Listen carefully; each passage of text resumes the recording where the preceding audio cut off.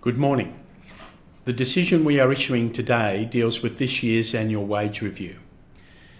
The decision directly affects up to 2.7 million workers and also affects some other employees on enterprise agreements and individual pay setting arrangements. The panel received submissions from unions and employers, the Australian Government, several state governments and other entities and individuals. The ACTU proposed a 5.5% increase. Other parties also proposed increases of varying amounts. Some argued we should not increase minimum wages at all. The Australian Chamber of Commerce and Industry, AI Group, and a number of other employer bodies proposed an increase to minimum wages of between 2.5% and 3%. The Australian Government submitted that the panel should ensure that the real wages of low-paid workers do not go backwards. Various state governments also made submissions to the review. The panel must conduct the review within the legislative framework set by the Fair Work Act. We assess the changes in the data from year to year and determine how they inform our task. Put another way, if there was no change in the relevant considerations from one year to the next, then, all other things being equal, a similar outcome would result. We also seek to explain our view of the circumstances, including forecasts or projections, that prevail in each review and compare those with previous years. We accept that our decision-making process should be as transparent as possible, and so we disclose the factors which are most relevant in a particular year, and we have done so in this decision. The key differences in economic indicators between last year and this year are set out in Table 4 in our decision. The most significant changes since last year's review decision have been the sharp increase in the cost of living and the strengthening of the labour market. At the aggregate level, labour market performance has been particularly strong. The unemployment rate has fallen to 3.9%, compared to 5.5% in April 2021 at the time of the last review. Measures of underemployment have also fallen. The improvement in the labour market is forecast to continue in the period ahead. There has also been a sharp rise in the cost of living since last year's review. At the time of last year's decision, the Consumer Price Index and the underlying measure of inflation both stood at 1.1%. The comparable figures now stand at 5.1% for the CPI and 3.7% for the trimmed mean, or the underlying inflation rate. There is also a marked difference in the inflation forecasts. As the Reserve Bank noted in its May 2022 statement on monetary policy, the outlook for inflation is also materially higher than envisaged 3 months ago. Headline inflation is now expected to peak at around 6% in the second half of this year, partly driven by higher petrol prices and sharp increases in the cost of new dwellings. Trimmed mean inflation is expected to peak at around 4.75%. The sharp rise in inflation impacts business and workers. The cost of business inputs increases, which, depending on the capacity to pass on those costs, adversely impacts profitability. Inflation also erodes the real value of workers' wages and reduces their living standards. The low paid are particularly vulnerable in the context of rising inflation. The non-discretionary components of the CPI, including basic food staples, increased by 6.6% over the year to the March quarter 2022. The increased cost of non-discretionary items will particularly impact low-income households and many low-paid workers. We have concluded that the changes in the economic context weigh in favour of an increase in the national minimum wage and in modern award minimum wages.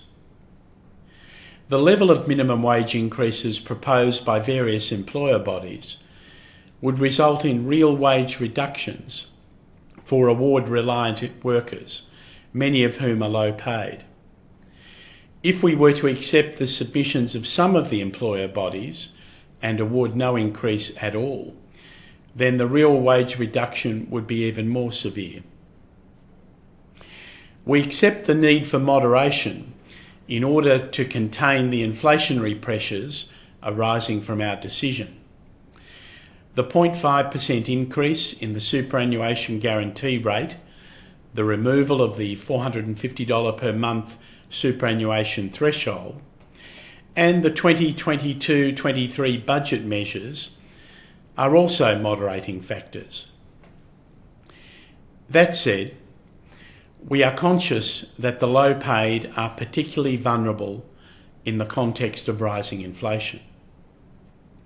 Further, given the sharp rise in the cost of living since last year's review, the increases we awarded last year have resulted in a fall in the real value of the national minimum wage and modern award minimum wages, as shown in Chart 10 in our decision.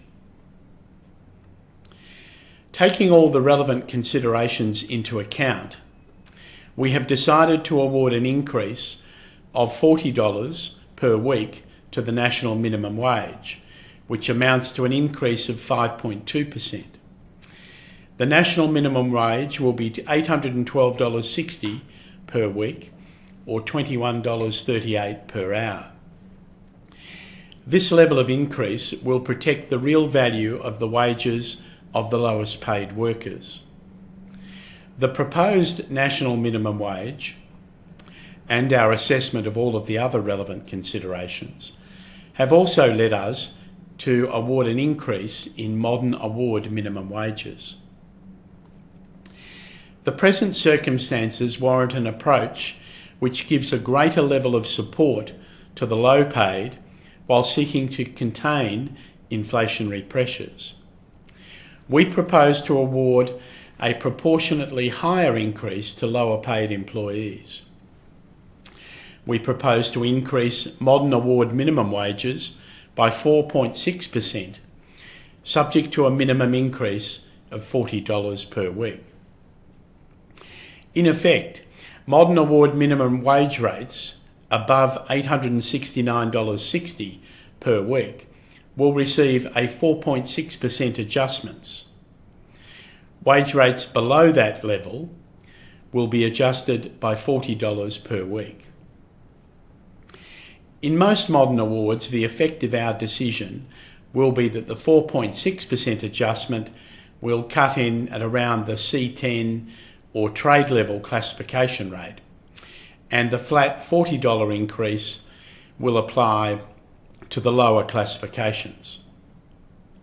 We accept that the approach we have adopted will result in some, albeit minor, compression in relativities, but that consideration is to be balanced against the need to provide greater relief to low-paid workers in the context of rising cost of living pressures. Given the current strength of the labour market, the adjustments we propose to make will not have a significant adverse effect on the performance and competitiveness of the national economy. In our view, awarding an increase in modern award minimum wages of the magnitude proposed by ACCER, some 6.5%, and the ACTU, 5.5%, would, in the present economic circumstances, pose a real risk of significant adverse effects to the national economy. We acknowledge that the increases we have determined will mean a real wage cut for some award-reliant employees. This is an issue that can be addressed in subsequent reviews. I now turn to the timing of these increases. Absent exceptional circumstances, the Act provides that variations to a national minimum wage order and to modern award minimum wages are to operate from 1 July in the financial year following the review. We are satisfied that exceptional circumstances exist, such as to warrant a delayed operative date for certain modern awards. These awards are in the aviation, tourism and hospitality sector. The variation determinations in respect of the modern awards on this slide will come into operation on 1 October 2022. In respect of the remaining modern awards, we have not been persuaded that there are exceptional circumstances such as to warrant a delayed operative date in the variation determinations arising from this review. Increases in these awards will operate from 1 July 2022. We acknowledge that that operative date will mean that some businesses covered by these modern awards will face 2 minimum wage increases within a 12-month period. But those businesses have also had the benefit of a delayed operative date arising from last year's decision. We now publish the decision. Draft variation determinations will be published next week. Interested parties will be required to submit any corrections or amendments by no later than 5 p.m. on Friday, 24 June 2022. I want to conclude by expressing the panel's appreciation to the parties who participated in the review for their contributions and to the staff of the Commission for their assistance. Thank you.